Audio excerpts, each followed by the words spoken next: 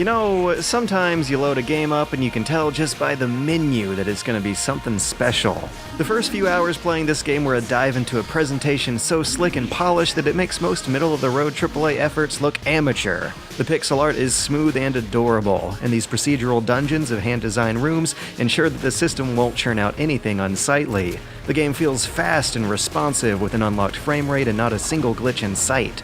The music is a rousing, beautifully layered festival of applauding crowds, and it honestly may be the best soundtrack I've heard this year.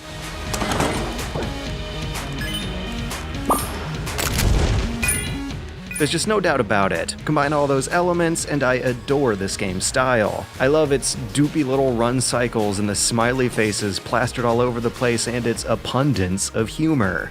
The game's full of energy, it's full of life, it's full of self-aware shoot-and-loot silliness, and I love that.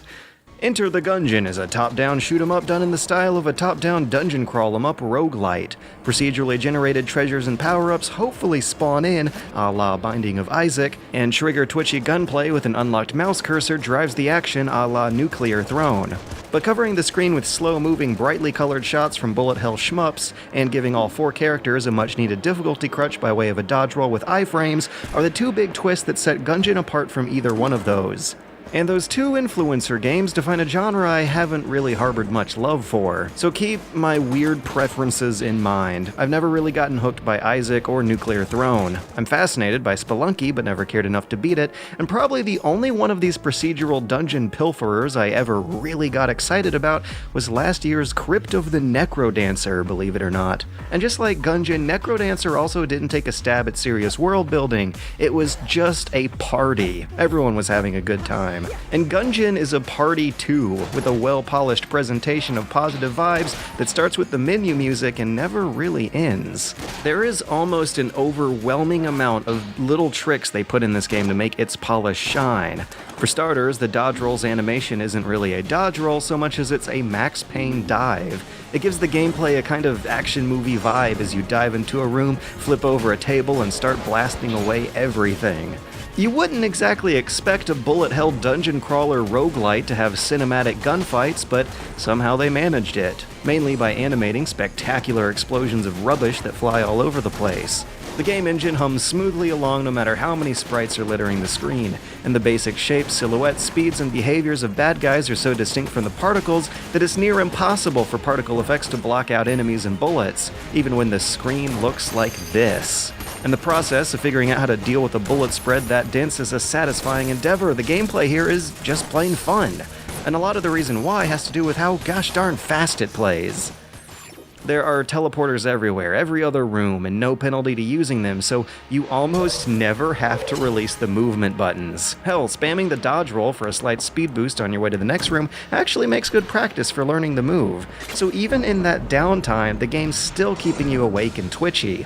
And that's just core design. Put the aesthetics under a microscope and the game is still searing with a mirror sheen. Notice how your gun doesn't match up 1-to-1 to aim at your cursor. Although the shot is accurate, your gun only rotates in notches, which lessens the ugly low-res sprite rotating effect from occurring. Enemy kills freeze the game for 1 frame, meaning you can feel when it's time to change targets in the middle of a firefight, but quick multiple kills don't produce this effect to keep it from feeling sluggish. Bullets that ricochet have tails, water casts reflections, lights cast shadows, lights can be shot out, the list goes on. As that list grew higher and higher, Gungeon came, at least for the first few hours, pretty darn close to getting me just as ready to love this genre as Necrodancer did. But as my list of spotted clever little tricks grew, so did a few, much more simple but somewhat damnable slip-ups start to appear on that list as well. Slip-up number 1 is the spawn rate of good stuff dropping in the first level, particularly a good gun before the first boss. Enter the Gungeon is a hard game, and unfortunately it's kind of a punishing one. The bosses are what most resemble its bullet hell influences. They're the ones who provide you the moments where you're zoning out into a space where you can only mash away your fire button at that general direction while purely focusing on dodging, which should be fine and is how shmups play, but unlike shmups, your playing space here has more corners and cover. It's too easy to get trapped in a nook so riddled with bullets that you can only dodge out of their way into other bullets. which is also fine. You got like 6 hits you can take and a couple screen-clearing bombs, so you can account for those moments, but whittle those resources down before a boss fight and, well, you're almost hopeless. I mean, look at this. Well, actually, it's not hopeless. Whittling away at them with your puny, underpowered starting gun is totally doable, but the process is so slow that it increases your chance of taking at least one hit by 1,000,000,000. The reason I mentioned this whole damage avoidance thing in the first place is because one of the very earliest challenges to unlock the first shortcut requires you to do bosses without taking hits. Which is funny because they almost always drop healing items after the battle, which encourages you to take a hit when you need to. But these bosses are so demanding of your resources that messing up slightly just once in the earlier levels can ruin your entire run. You know, the holy grail among most shmup enthusiasts, the qualifier that considers the game beaten, the thing that unlocks the true final boss, is a 1-credit clear, which implies that the player's allowed to take a hit or two. Considering Gungeon's intended audience and the kind of new ground they're treading here, I don't think it should be the case that this game's actually harder than the crazy super niche Japanese games it's calling back to. Though it won't let you know it, Gungeon is kinda confused about itself deep down inside.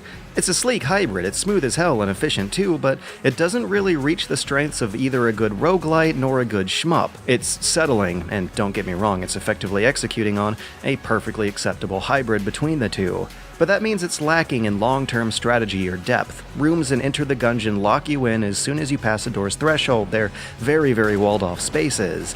Unlike most of the standard bearers of this type of game, the Gungeon isn't made out of a breakable substrate, so you can't blow away chunks of walls or tunnel your way directly to the boss, or preview an upcoming room and choose a different one instead.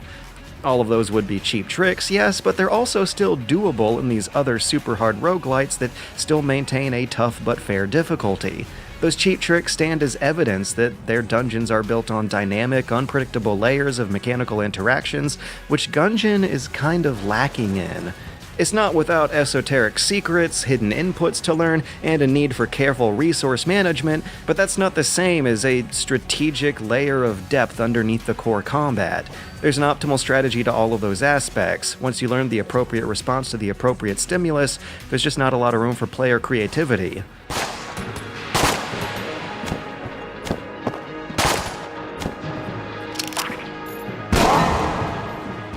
Although it looks like I'm just wasting ammo here, I assure you this is a deliberate ritual and I'm making a net gain. In short, the overwhelming majority of the challenge is reflex. Barely any of it is mental. You just walk into a room, shoot everything, rinse and repeat. Which, hey, works for what they're going for, but try doing it for 20 hours. I have never hated a video game character more than I hate the Tinker right now. This guy unlocks your fast travel shortcuts for you, and his list of demands are either too long or too strenuous. He'll ask for an amount of supplies that sometimes barely even have a chance of spawning in at all. No, I do not have $240 and 5 keys, and I'm offended that you think I do! So as you go fill out his checklist, even the first task he gives you, you'll find yourself going through runs not taking a hit, not using any keys, not opening any chests, and remember how hard this game is in the first place. You gotta make it harder on yourself for the chance you might unlock some kind of progress, even early game progress at that. These aren't late game self-imposed challenges to try after mastering how the game works. You're asked to do these like 4 or 5 hours in. And the irony is that this blocks a feeling of progression. Spending pocket change on guns that may or may not spawn in later is nothing compared to the milestone of a win that these shortcuts are. Locking away these vital shortcuts behind such a high wall early on stops the feeling that the player is getting anywhere in the early game. All the other guys who give you side quests, they're fine, they're totally fine, but this guy is the problem. He is what makes the game ultimately feel repetitive and grindy. He is what makes the issues with its spawn rates and its dynamism noticeable in the first place. Which are problems I didn't really care about until after the 10th hour or so. Up until then, Gungeon was a damn good time, and I mean, really, it still is. The frustration of balance and randomization issues kinda comes with this genre, which I think is an unfortunate way to be making games for this genre, but ultimately a minor issue compared to just how good this game looks, feels, and sounds.